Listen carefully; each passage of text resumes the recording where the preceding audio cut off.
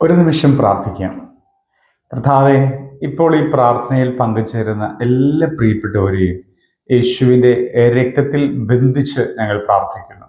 അവർ അനുഭവിക്കുന്ന പ്രയാസങ്ങൾ, വേദനകൾ, സങ്കടങ്ങൾ, നൊമ്പരങ്ങൾ, ഭാരങ്ങൾ എല്ലാം യേശുവിൻ്റെ രക്തത്തിലേക്ക് ബന്ധിക്കുന്നു. പാപം വെളിപ്പെട്ട് കിട്ടുവാൻ, ഞങ്ങളുടെ തെറ്റുകൾ, ഞങ്ങൾക്ക് വന്നുപോയ പിഴകൾ അത് കാണിച്ച് അങ്ങ് തരണമേ. പരിശുദ്ധാത്മാവ് പ്രവർത്തിക്കണമേ.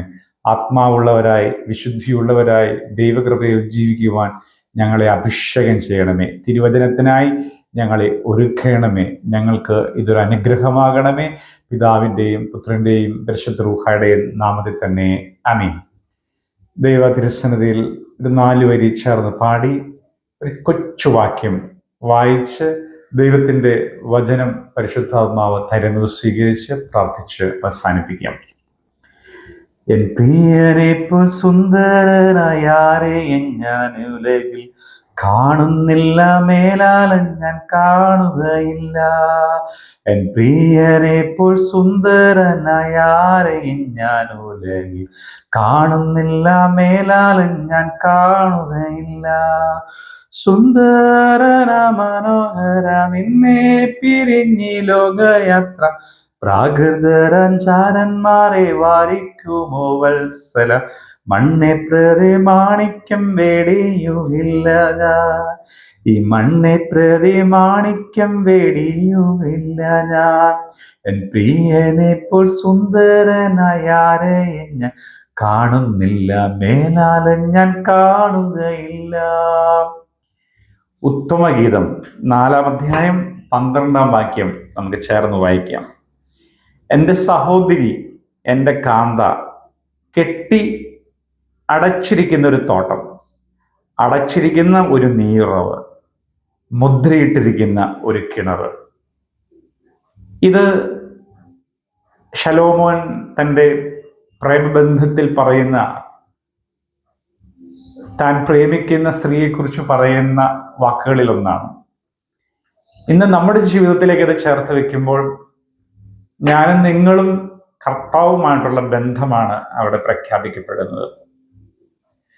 ദൈവം നമ്മെക്കുറിച്ച് ആഗ്രഹിക്കുന്നത് പരിശുദ്ധാത്മാവ് അതിലൂടെ നമ്മെ പഠിപ്പിക്കുന്നു.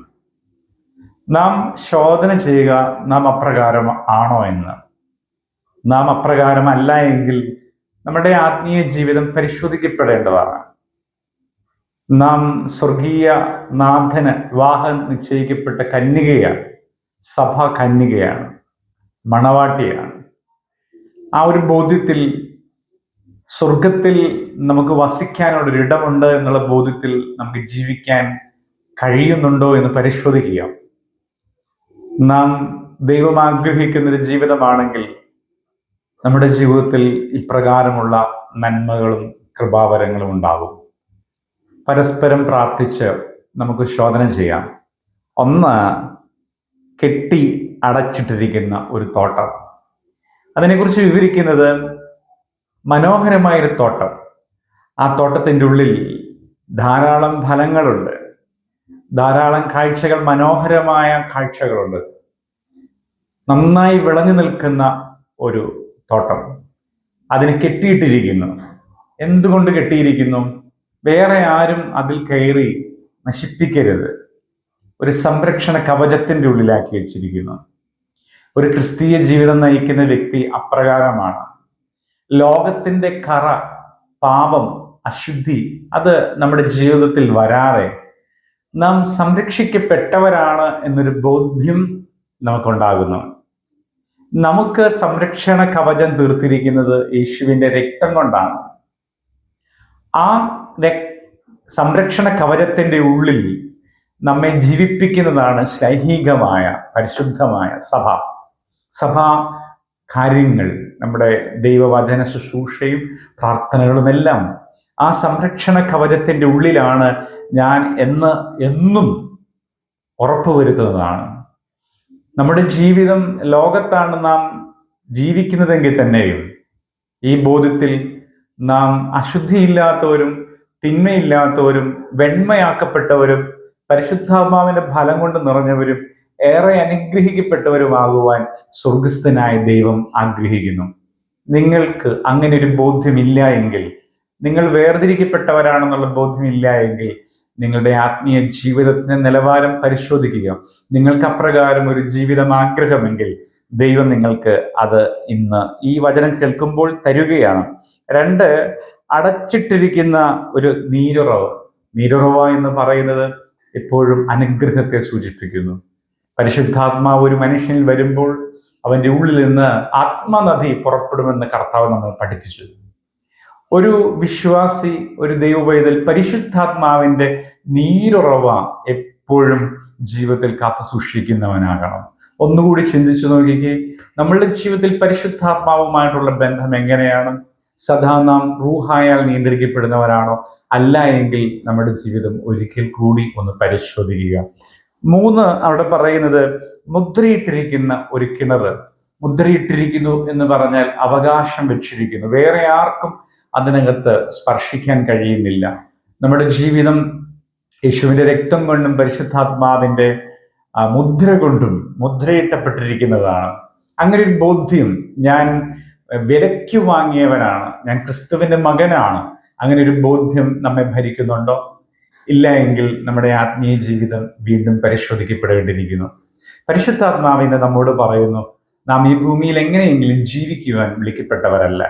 കർത്താവ് കാൽവരി ക്രൂശിൽ തന്റെ ജീവൻ യാഗമായി അർപ്പിച്ചത് സകല ജനവും, അപ്പോസ്തല പ്രവൃത്തികൾ പറയുന്നത് പോലെ, എല്ലായിടത്തും എല്ലാവരും മാനസാന്തരപ്പെടണമെന്ന് ദൈവഹിതമാണ്. ഈ ഭൂമിയിലുള്ള ജാതി വർണ്ണ വർഗ വ്യത്യാസം ഒന്നുമില്ല. എല്ലാവരെയും ദൈവം ഈ 3 കാര്യങ്ങൾ വിശുദ്ധമായ ആ ദൈവിക ബന്ധത്തിലേക്ക് ചേർത്ത് പിടിച്ചിരിക്കുന്നു. നിങ്ങൾക്ക് ഇങ്ങനെ ഒരു അനുഗ്രഹീത ക്രൈസ്തവ ജീവിതം ആഗ്രഹമുണ്ടെങ്കിൽ, യേശുവിന്റെ മകനായി ജീവിക്കാൻ താല്പര്യമുണ്ടെങ്കിൽ ചേർന്ന് പ്രാർത്ഥിക്കൂ. നമുക്ക് ഒരുമിച്ച് പ്രാർത്ഥിക്കാം. കർത്താവേ, ഇപ്പോൾ ഈ പ്രാർത്ഥനയിൽ നിന്നോട് ചേരാൻ, വിശുദ്ധിയിൽ ജീവിക്കുവാൻ, നിന്റെ മകനും മകളും കുടുംബവും സംരക്ഷിക്കപ്പെട്ടതും മുദ്രയിട്ടപ്പെട്ടതും അനുഗ്രഹത്തിന്റെ പരിശുദ്ധാത്മ നിറവുള്ളവരുമായി ജീവിക്കുവാൻ ആഗ്രഹം പ്രകടിപ്പിക്കുന്ന ഈ മക്കളെ യേശുവിന്റെ രക്തത്തിൽ അനുഗ്രഹിച്ച് പ്രാർത്ഥിക്കുന്നു. ഇപ്പോൾ യേശുവിന്റെ രക്തത്തിലുള്ള സകല വിടുതലും ഐശ്വര്യവും അനുഗ്രഹവും ഈ പ്രിയപ്പെട്ടവരുടെ മേൽ ഇറങ്ങട്ടെ. കർത്താവിൽ നിന്ന് ഇവരെ അകറ്റുന്ന സകല ദുഷ്ടതകളും യേശുവിന്റെ നാമത്തിൽ വിട്ടുപോകട്ടെ. ഞങ്ങളുടെ ജീവിതത്തിന്റെ പ്രയാസങ്ങൾ, ഭാരങ്ങൾ, നൊമ്പരങ്ങളെല്ലാം ഈ ദൈവസ്നേഹത്തിൽ യേശുവിന്റെ രക്തത്തിൽ വിട്ടുമാറട്ടെ. ഞങ്ങളെ അനുഗ്രഹിച്ചതിന് നന്ദി പറയുന്നു. പിതാവിന്റെയും പുത്രന്റെയും പരിശുദ്ധ റൂഹായുടെയും നാമത്തിൽ തന്നെ ആമീൻ. പ്രിയപ്പെട്ടവരെ, ഈ വിശുദ്ധിയിലും ഈ അനുഗ്രഹത്തിലും പ്രാർത്ഥിച്ചു തുടരുവാൻ എല്ലാ ദിവസവും വൈകുന്നേരം 8 മണി മുതൽ സ്ലോമോയുടെ യൂട്യൂബ് ചാനലിൽ 1 മണിക്കൂർ നമ്മൾ ഒരുമിച്ച് പ്രാർത്ഥിക്കുന്നുണ്ട്. നമുക്ക് ഒരുമിച്ച് പ്രാർത്ഥിക്കാനും വിശുദ്ധിയിൽ വളരാനും ദൈവത്തിന്റെ അപ്പോസ്തോലികമായ ശ്ലൈഹികമായ സഭയുടെ വിശുദ്ധമായ അനുഗ്രഹം കൊണ്ട് ജീവിക്കുവാൻ ദൈവം നമ്മെല്ലാവരെയും ബ്ലസ് ചെയ്യട്ടെ. ദൈവത്തിന്റെ നാമം മാത്രം മഹത്വപ്പെടുമാറാകട്ടെ. ആമീൻ.